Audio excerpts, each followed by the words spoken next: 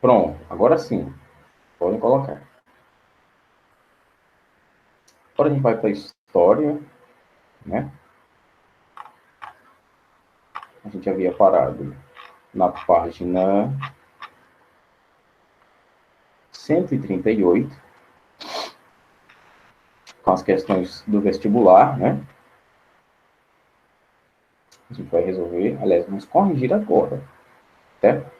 Deixa eu fechar isso aqui. Segunda competência, salvar a salvar. Bom, só para a próxima aula é mais tranquila, tá, pessoal? É mais sossegado. Sobre a aula passada de produção, aqui agora, sobre essa competência de redação, ficou tudo explicado, né? Não, Raíssa, eu não vou apresentar slide agora para a história, não, tá? Eu só queria, antes da gente começar a aula de história, vamos saber que a Juliana não está ensinando. Minha querida, isso aí é um problema mais pessoal dela, tá bom? Tá certo? Porque você queria que ela ensinasse, não eu. Página 138, tá, Paula? Página 138.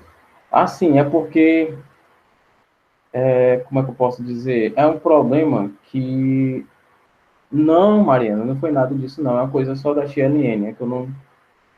É coisa que não me autorizou, ela não me autorizou a falar, né? Então, tá tudo bem, tá tudo tranquilo. Tá certo?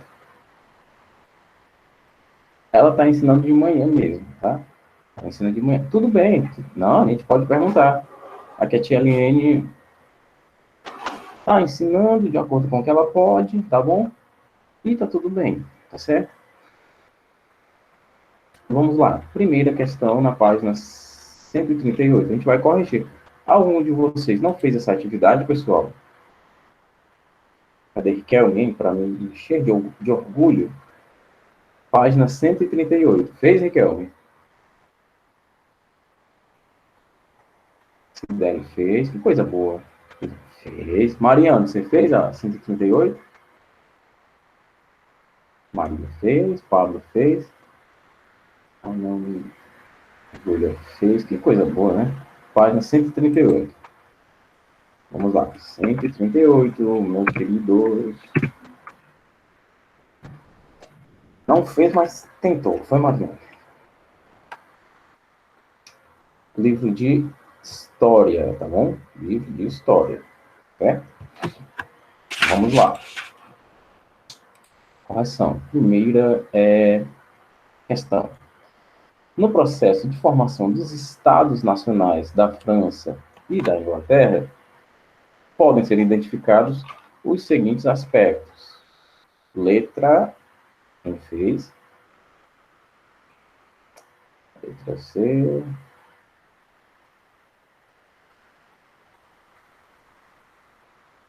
Lucas Ferreira Yanara, né? Tá certo.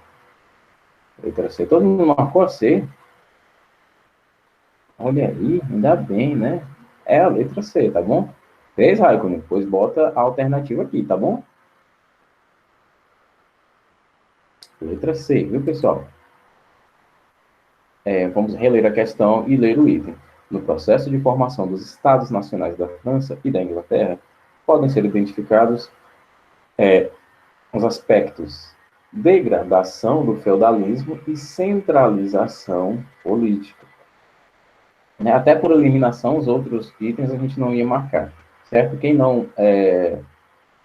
marcou outro item, além do C, corrija, tá bom? Primeira questão, item C. Vamos para a segunda. Abre aspas. O soberano não é proprietário de seus súditos. Deve respeitar a sua liberdade e seus bens em conformidade com a lei divina e com a lei natural. Deve governar de acordo com os costumes.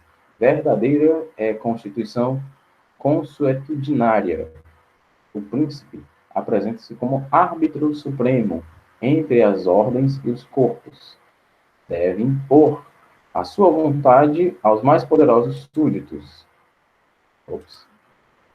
138, Isabela. Deve impor sua vontade aos mais poderosos de seus súditos.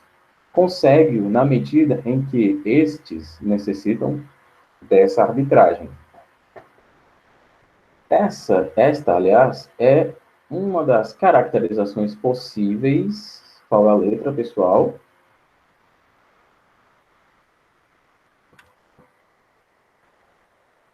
Letra E, letra E, letra E. Isso, pessoal, letra E. A gente havia visto nas teorias absolutistas, né? A de Thomas Hobbes e a de Nicolau Maquiavel, um discurso que era muito condizente com o que a gente acabou de ler, né? Vamos até ler de novo. O soberano não é proprietário dos seus súditos, deve respeitar sua liberdade e seus bens em conformidade com a lei divina e com a lei natural. Deve governar de acordo com seus costumes. Verdadeira constituição consuetudinária. O príncipe apresenta-se como árbitro supremo entre as ordens e os corpos. Deve impor sua vontade. Claro que isso aqui é um absolutismo, né? Segunda questão, item E. Terceira questão. A famosa frase dita por Luís XIV, o Estado sou eu, define. Terceira questão. Muito bem, Cibele, Rogério, Júlia, Beatriz. Item A, viu, Pablo? Raíssa, Mona Lisa, terceira questão, item A. A gente está falando do absolutismo. Olha só, o Estado sou eu. Olha só que ideia mais absoluta deste rapaz, né? Totalmente desfavorável, descondizente com os princípios de qualquer coisa que se aproxime de uma monarquia, né? Aliás, de uma democracia, ou de uma monarquia mais branda, a gente poderia até dizer de uma monarquia um pouco mais pautada na centralização, aliás, na distribuição de riqueza e de renda para a burguesia. Porque a gente está falando da monarquia. Olha só. Primeiro, a gente está falando de um rei absolutista, né? Luís XIV. E a frase, o Estado sou eu, define o liberalismo. Está liberando o que para quem? Se ele é o Estado, ele acumula tudo. Ele acumula riqueza, ele acumula o poder executivo e o poder legislativo. Tudo acontece em volta do rei, né? Ele é o poderoso chefão daquele país, daquele território. Então, é um absolutismo, certo? Por que não é a B? Porque é longe de ser igualdade democrática. Se o Estado é ele, então toda a representação de poder está ali no rei. Então está tendo igualdade com quem? Com ninguém. Então também não é esse item, no caso eu pulei para o item E. Né? O patriotismo do rei também não é, certo? Porque se estamos falando de patriotismo, logicamente estaríamos falando de uma monarquia que, por exemplo, fizesse leis para favorecer pelo menos a burguesia também, né? Que seriam os produtores, né, de riqueza, os comerciantes, os artesãos, os pequenos e grandes agricultores, né? Gente que produziria riqueza para esse reino. Um patriota, um rei patriota, iria, né, investir nessas riquezas, certo? O professor sabe que tem aqui perto do povo. Como assim, Riquel? Eu não entendi. Eu sou sábio, mas eu perco pro aí, é?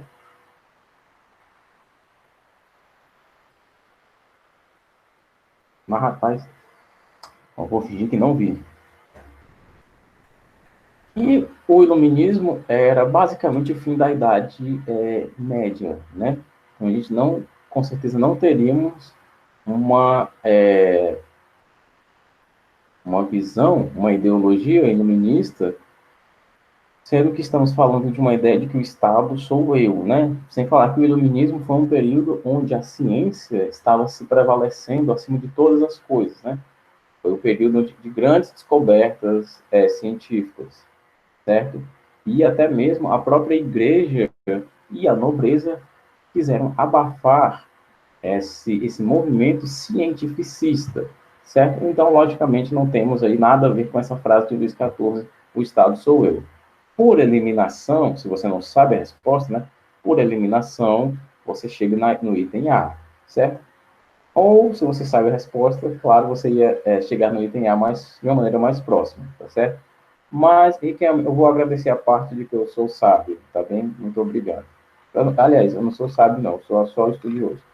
Obrigado, tá certo? Muito obrigado. Próxima questão, lembrando que a terceira questão, item A. Quarta questão. A formação do Estado espanhol, constituído da aliança entre a monarquia, a nobreza fundiária e a Igreja Católica, implicou uma estrutura fundiária patrimonial, com uma estrutura hierárquica e nobiliárquica. Sobre o tema, é correto afirmar que, quarta questão, item D, item D? Ah, eu não acredito não, vocês marcaram item D. Tá correto, é o item D de dado, tá bom? Sem muito suspense, pessoal, item D, tá bom? Item D, sem brincadeira. Não é o item E, nem o item B, Larissa e Raíssa, respectivamente falando. Vamos lá. Vamos ler o item correto, né? O item D. A monarquia espanhola católica foi resultado de uma aliança marcada pelo predomínio dos valores aristocráticos. Isso aqui, basicamente, essa frase estava no texto, certo? Estava até no texto. Por que não é o item, deixa eu ver, o item que a Raíssa marcou, por que não é o item B? O Estado Nacional Espanhol, ao se constituir, deixou de lado os valores aristocráticos. No texto fala um pouquinho do contrário, né? Fala justamente que foi pautado nesses valores aristocráticos, né? No predomínio dos valores aristocráticos. E qual foi o outro item que foi marcado ali? Item E, certo? O professor só saiu porque está travando. Tá tudo bem, tá tudo bem. A nobreza fundiária estava desinteressada na construção de uma monarquia espanhola. Não, não. Não estava, não. Tu viu isso, mulher? Estava totalmente interessada. A monarquia espanhola, né, já foi o resultado dessa aliança, certo? Agora vamos para... Só lembrando, quarta questão, item C, tá bem? Ou, item D. Quarta questão, item D.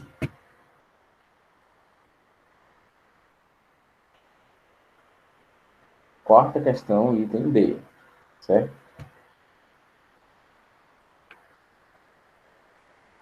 Só para ficar claro, pessoal, a aristocracia é uma organização, né, vamos dizer assim, uma organização política, sociopolítica, aliás, né, que tem questões sociais, que é voltada no favorecimento de uma única classe social, certo? Isso é ser um aristocrata, é o ser da classe, deixa eu ver, classe média, e querer que tudo de bom que é produzido pela sociedade venha para a classe média, favoreça a classe média, certo?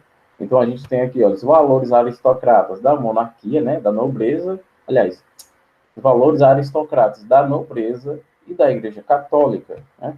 Valores, ou seja, que visavam apenas favorecer a si. Quando eu falo que um governo é aristocrata, é porque ele não quer nem saber dos súditos, tá? Os súditos que, ó, vão para lá, vão trabalhar, vão pagar imposto para mim.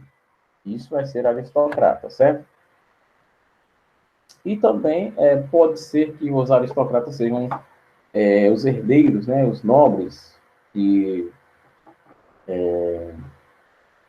conseguem esses títulos de nobreza de berço, né? A pessoa nasce rica, quer continuar rica, quer que tudo de bom da sociedade vá para a sua classe. Então, ele é um aristocrata, certo?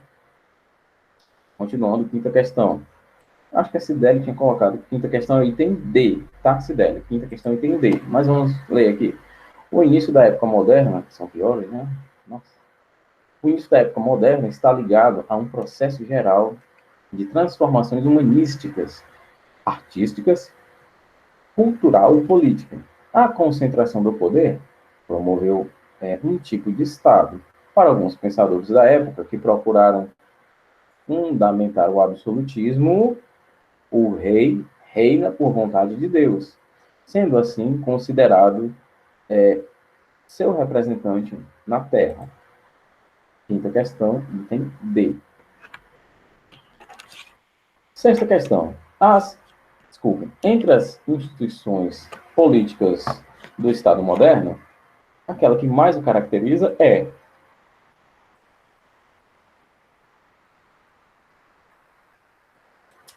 C. Seis acertaram. Letra C. Pessoal, peraí que eu estou com os olhos doloridos.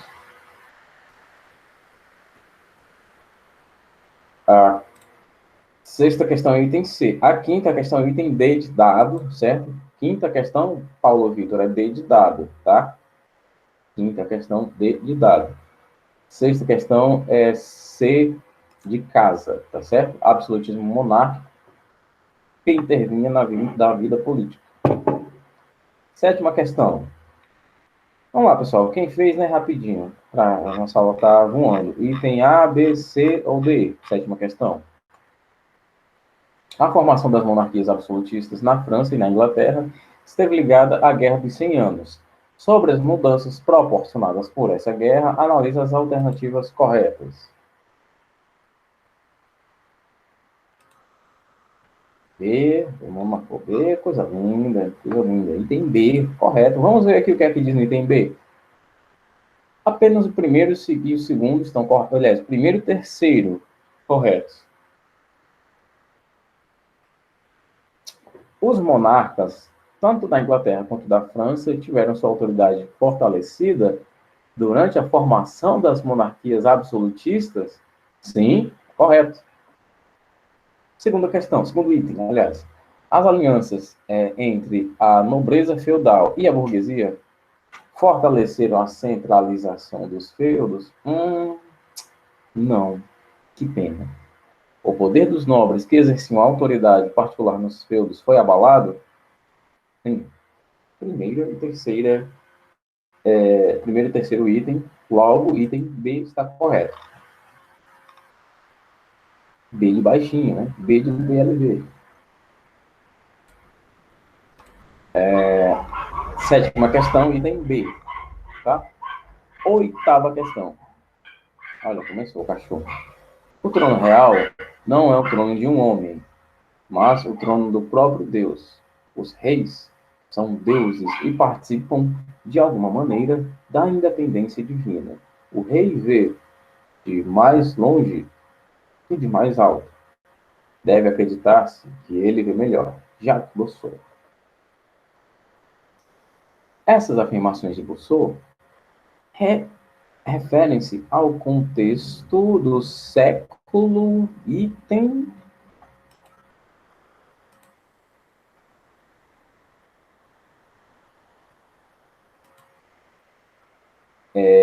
Sidélio, se marcou a D para a oitava questão?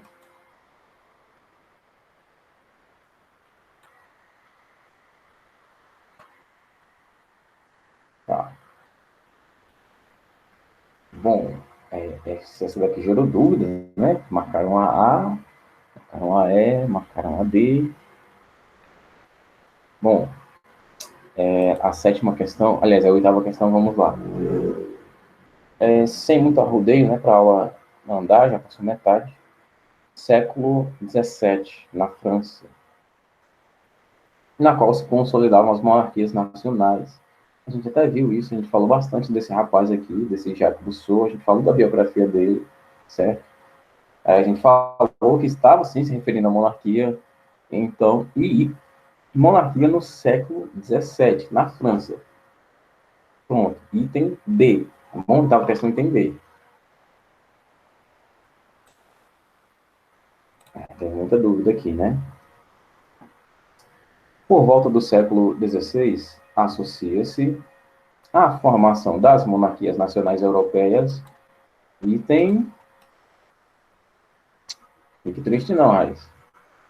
É assim mesmo, a gente aprende, vai, erra, não tá bom, estuda, faz de novo, dá certo.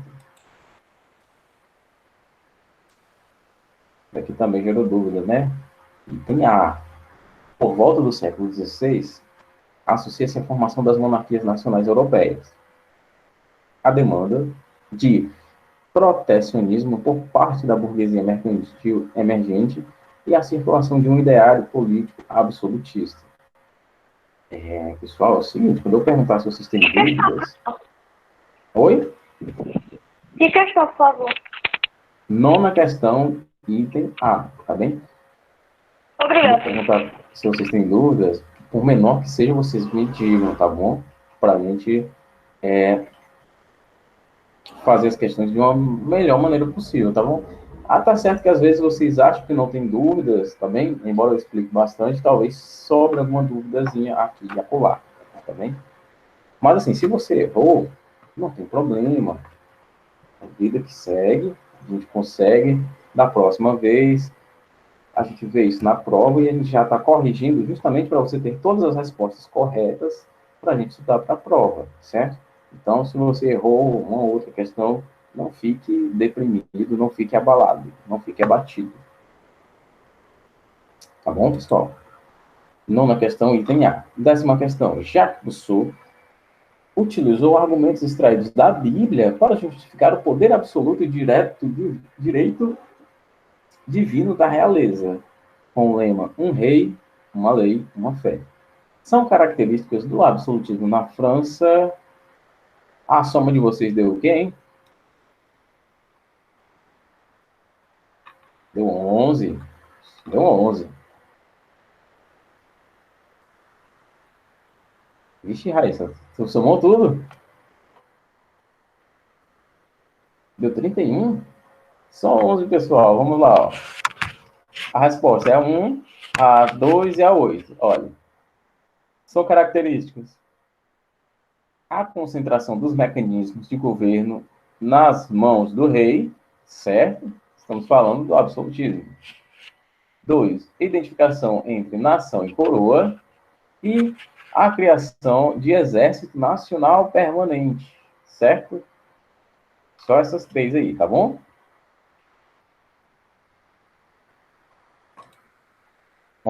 A soma é 11, tá? Ou seja, o item 1, o item 2 e o item de número 8, tá bom? O que tem entre parênteses o 1 está correto. O que tem entre parênteses 2 está correto. O que tem entre parênteses 8 está correto. 11ª questão. A frase L'État c'est moi, de Luís XIV, de novo, L'État c'est moi. Pois é, isso gerou dúvida em muita gente, tá? Vamos lá.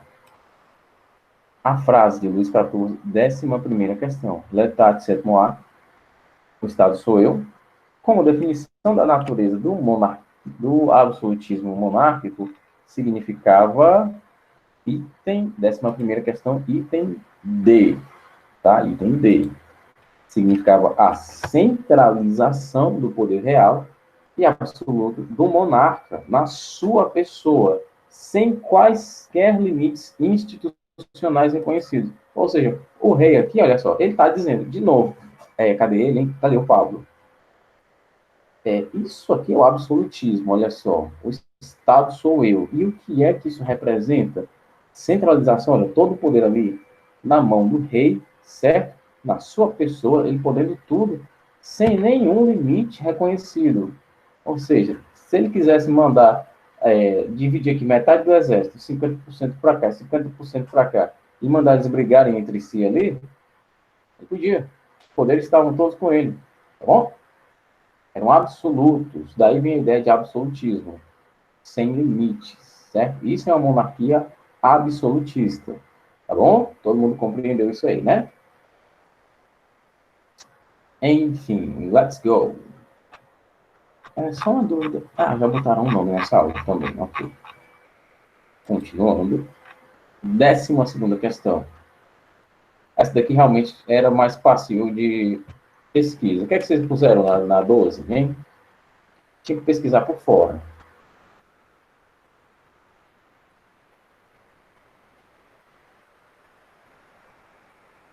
D. Item E, pessoal. Item E. É o Príncipe, de Nicolau Maquiavel, certo? Principalmente a partir do século XVI, vários autores passaram a desenvolver teorias justificando o poder real. Nesse livro aqui, O Príncipe, né, basicamente Maquiavel diz o seguinte, tá? Qual é o item da 11?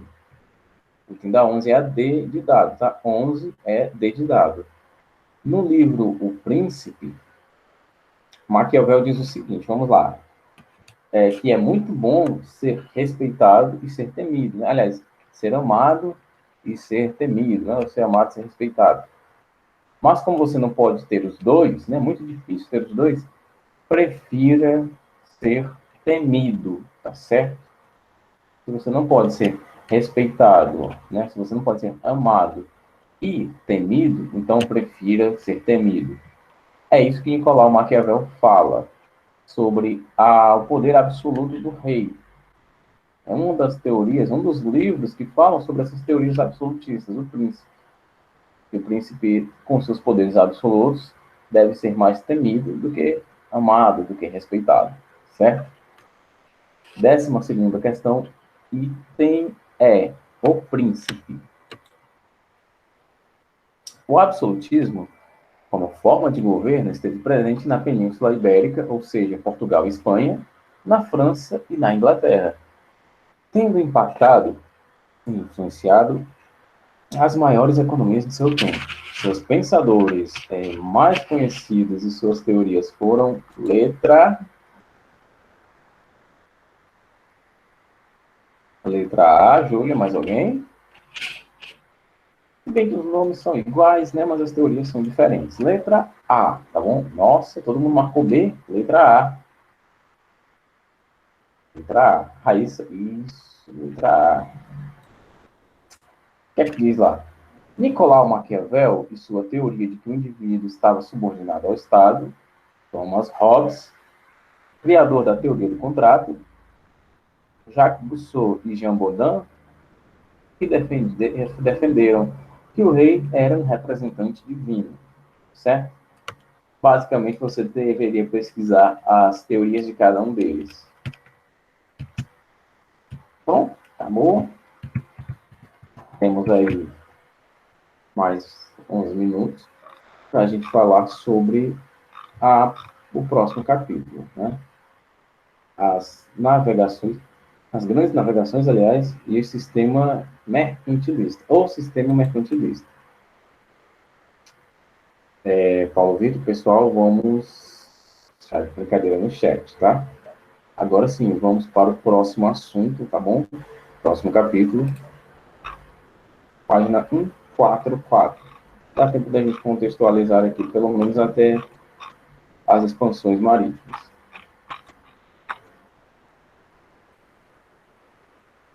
Vamos lá, todo mundo, página 144.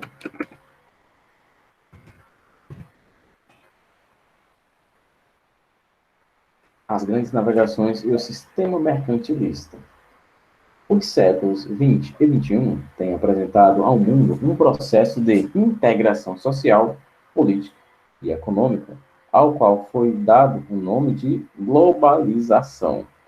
Por exemplo, bons exemplos disso foram a formação de blocos econômicos, como o Mercosul, na América do Sul, a Comunidade Europeia, onde vigoram as relações econômicas específicas entre os países membros. Sem dúvidas, o campo econômico é o que melhor exemplifica a globalização. Empresas como McDonald's, Subway, Apple e Nike têm seus produtos espalhados por todo o mundo.